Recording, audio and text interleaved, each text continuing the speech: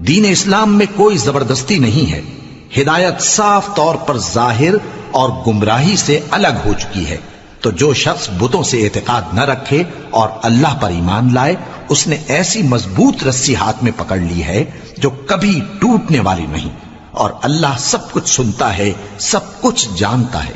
جو لوگ ایمان لائے ہیں ان کا دوست اللہ ہے کہ اندھیرے سے نکال کر روشنی میں لے جاتا ہے، اور جو کافر ہیں ان کے دوست شیطان ہیں کہ ان کو روشنی سے نکال کر اندھیرے میں لے جاتے ہیں۔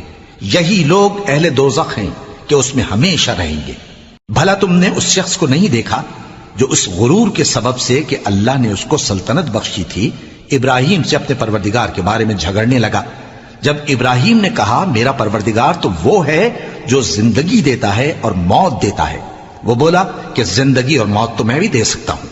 ابراہیم نے کہا کہ اللہ تو سورج کو مشرق سے نکالتا ہے